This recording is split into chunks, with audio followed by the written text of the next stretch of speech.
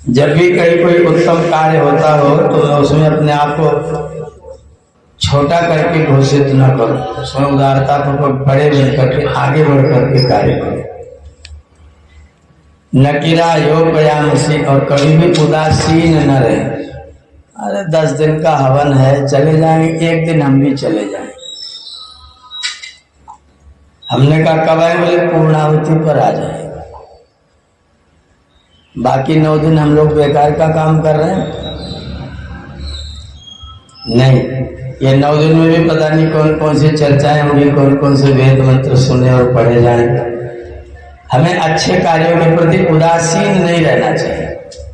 अच्छे कार्यों के प्रति तुरंत उत्साहित मन से तुरंत जुट जाना चाहिए। चलो ये हाँ बिल्कुल करें, ये जो करना है बिल्कुल करें। कल शाम को मेरा जी आई बोली कि हमारा एक वेद और रह गया है। मैंने कहा कर डाल, कर डाल। बोले अभी तो एक हुआ है। हमने कहा एक और हो जाए, जब आप चाहेंगे तब हो जाए। उत्साह और संकल्प जिस दिन धारण कर लेंगे उसी दिन से परमात्मा आपकी सहायता करना शुरू कर देते हैं। आप संकल्प लेते, आपका संकल्प जैसे ही शुरू होगा ईश्वर आपके कार्य को पूर्ण करना शुरू कर देगा।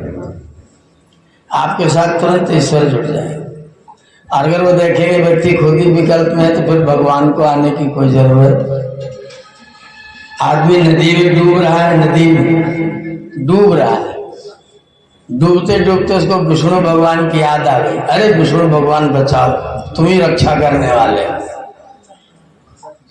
तब तक एक डुबकी और मारा, फिर ध्यान आया अरे तो लक्ष्मी जी को ही पुकार लेते हैं। उन्होंने लक्ष्मी जी को पुकार लिया, लक्ष्मी जी तुम ही आओ। फिर थोड़ी देर में हनुमान जी का ध्यान आया, हनुमान जी तुम आओ। बाद में शंकर भगवान ध्यान आ गया, बोले तुम आओ। सब देवताओं को बुलाए, अंत में डूब के मर गए। जब जाके भगवान के पास पहुंचे, भगवान ने कहा कैसे डूब गए? बोले हमने सब देवताओं को बुलाया, कोई नालायक नहीं है, सब देवों को मेरे सामने उपस्थित करो। इन्होंने मेरी सहायता नहीं की। भगवान ने सबको उपस्थित कर दिया, चलो भाई सब लोग आ जाओ। आप लोग क्यों नहीं गए? बोले हम तो जब तक कपड़ा लत्ता संभालते तब तक उन्होंने हनुमान जी को बुला लिया, उनसे हनुमान जल्दी पहुंच जाए तो हम बैठ गए। तो 10 को बुलाया तो एक को नहीं है। विकल्प ही विकल्प, विकल्प ही विकल्प नहीं। एक ही साधे सब सधे, सब साधे सब जाने। रैमन सींचे मूल को फूल भर लगा। तो मूल को सींचेंगे, एक को पकड़ेंगे तो आनंद होगा। न जो पयाम से उदासीन मत रहिए, सत्कर्मों के प्रति तुरंत तैयार हो जाइए। और वो सत्कर्म का निर्णय कैसे बोले? मंत्र श्रुत्य, जो वेद भगवान कह रहे हैं। अपने कर्म का निश्चय करना हो तो वेद से बड़ा और कोई प्रमाण? वेद से आज्ञा ले लीजिए, काम करने के लायक है कि नहीं। एक व्यक्ति हमसे बोले वेद की आज्ञा, हमने तो वेद पढ़ा ही नहीं। मैंने कहा वेद को बनाने वाला तुम्हारे हृदय में बैठा हुआ है। जिसने वेद का उपदेश दिया है वो तुम्हारे हृदय से अर्जुन तिष्ठति ईश्वर सर्वभूतान, तुम्हारे हृदय में बैठा है। जब भी तुमको निश्चय करना हो आंखें बंद करो, अंदर से आदेश आएगा ये वाला करो, ये वाला ना करो। जिसमें भय शंका लज्जा पैदा हो तुरंत रुक जाओ, जिसमें आनंद एवं उत्साह है उसे तुरंत करने लग जाओ। वेद पढ़ने जाने की जरूरत नहीं पड़ेगी। और फिर भी जरूरत पड़े तो गुरुकुल चले आना मेरे पास वेद पढ़ने के, और नहीं तो फोन पर ही पूछ लेना, व्हाट्सएप पर लेके पूछ लेना। मैं वेद का आदेश आपको बता दूंगा, वेद भगवान क्या कह रहे हैं। मंत्र श्रुत्यम चरामसि, मंत्र की जो श्रुतियां हैं, मंत्र के जो आदेश हैं, जो परमात्मा ने आपको आदेश दे रखे हैं, उन आदेशों के आधार पर चलिए। मिनी मशीने योपया मशीने मंत्र श्रुत्यम चरामसि, पक्षे भी अपि कक्षे भी अत्रा भी शम रभामहे। पक्ष के द्वारा और कक्ष के द्वारा, पक्षे भी अपकक्षे भी, यज्ञ के द्वारा, सत्कर्मों के द्वारा अत्र संरभामहे, इस संसार में रह करके खूब आनंद की प्राप्ति करें। संसार में सुख कहीं रहता नहीं, कहीं मिलता नहीं, दुकान पर बिकता नहीं, विचारों में मिलता है। विचार को बदलिए, दृष्टि बदलिए, सृष्टि आपको परिवर्तित नजर आएगी। दृष्टि बदलेगी तो सृष्टि परिवर्तित हो जाएगी। जीवन आनंद से भर जाएगा, जीवन सुख से भर जाएगा। जो चीजें आपको खराब लगती हैं वो भी अच्छी लगने लग जाएगी।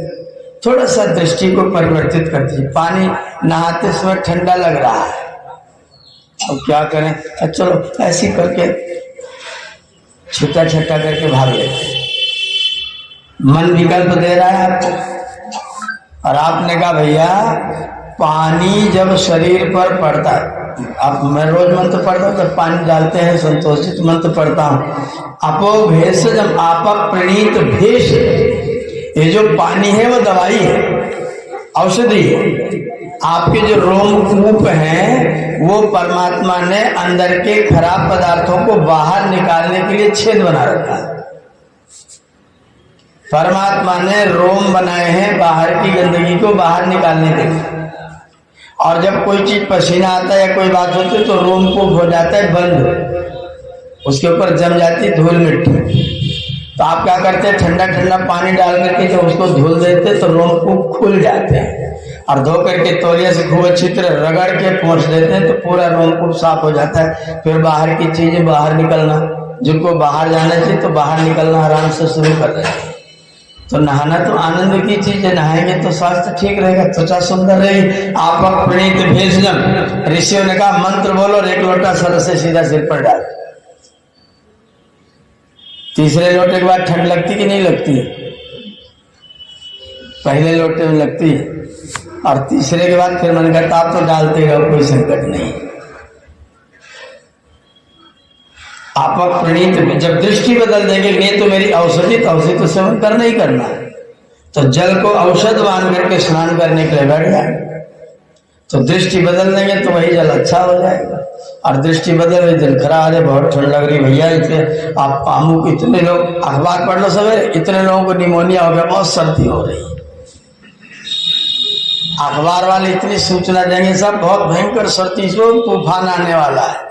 अब बता रहे 1 जनवरी से भयंकर सर्दी पड़ेगी, अभी से डरा दे रहे हैं। सर्दी आना चाहिए कि नहीं आना चाहिए जी? बर्फ जिस दिन ग्लेशियर की पूरी पिघल जाएगी उस दिन धरती डूब करके समाप्त हो जाएगी। आप चाहते हैं बर्फ न पड़े? जिंदा रहना कि नहीं रहना है? जीवन को बचा के रखना है तो बर्फ चाहिए। ईश्वर ने बना रखी व्यवस्था, करोड़ों वर्ष पुरानी बर्फ ग्लेशियर पर, हिमालय पर आज भी जमी पड़ी है, उसका पिघलने का नंबर ही नहीं आता। ऊपर वाली पिघलती तब तक फिर ठंडी आ जाती है। बर्फ गिरना बंद, दुनिया का गिरना, मरना शुरू। तो बर्फ पड़ना चाहिए नहीं पड़ना चाहिए? हर मौसम का स्वागत है, आनंद लीजिए। सर्दी गर्मी है तो उसका भी, गर्मी ना पड़े तो बरसात एक भी नहीं होगी, गर्मी पड़ेगी तो बरसात आएगी। तो हर मौसम का स्वागत करिए, आनंद लीजिए। हर मौसम, परमात्मा ने जो ऋतुएं बनाई है आपको नुकसान पहुंचाने के लिए, लाभ पहुंचाने के लिए। तो जब आप परमात्मा की शरण में आ जाएंगे तो फिर आपको कोई सर्दी गर्मी नुकसान पहुंचाए, दुखी करे? आनंद लीजिए, मस्त रहिए। अपनी दृष्टि को सकारात्मक रखेंगे तो जीवन आनंद में भरा। कक्षे भी अपकक्षे भी अत्रा भी संरभामहे, सुंदर श्रेष्ठ उत्तम कार्यों को करते हुए अपने जीवन में खूब आनंद बटोरिए, खूब आनंद। जितना आनंद जीवन का उठा सकते हो उतना आनंद लीजिए। ये जीवन परमात्मा ने दुखी रहने के लिए नहीं दिया, जीवन परमात्मा ने आनंदित रहने के लिए दिया है। तो आप परमात्मा के शरण में आएंगे तो आनंद प्राप्त करेंगे। जो उसकी रजा में रजामंद है उसे हरदम आनंद ही। प्रभु प्यारे से जिसका संबंध है उसे हरदम आनंद ही। जो ईशान से जितना परे है उतना परेशान है। ईशान माने परमात्मा, परे माने दूर। जो ईशान से परे है वो परेशान है, ईशान से परे है इसलिए परेशान है। हनुमान जी ने एक जगह कहा जामुन जी को समझाते हुए, आप राम कथा सुन रहे हैं, हनुमान जी ने कहा कहे हनुमंत विपति प्रभु सोई कि जब तब सुमिरन भजन न होई। सारी विपत्ति ही तुम्हारा भजन स्मरण करना छोड़ देना। सारे संसार के जितने कष्ट हैं उनका एकमात्र कारण है ईश्वर की आज्ञा का पालन न करना, ईश्वर की आज्ञा में न रहना, ईश्वर की शरण में अपने आप को समर्पित न करना। जो उसकी शरण में आ जाएगा वो आनंद से भर जाएगा। जितने जितने ईशान से परे होंगे उतने उतने परेशान होंगे। ये भगवान ने वेद में आपको कह रखा है, नकिल देवा हे परमेश्वर ऐसी कृपा करना कि मेरे अंदर तुच्छता के भाव न आए, मैं उदार बनूं, मैं उदासीन न रहूं, मैं तुरंत एकदम कार्य को करने के लिए सदैव प्रवृत्त रहूं, वीर्यवान रहूं और मंत्र के आदेशानुसार अपने जीवन को चलाऊं और जीवन में खूब सारा सुख प्राप्त करूं। ये वेद मंत्र आपको संदेश दे रहा है। आइए और मंत्रों से आहुतियां प्रदान करेंगे। आप सबका बहुत बहुत धन्यवाद। ओम शांति।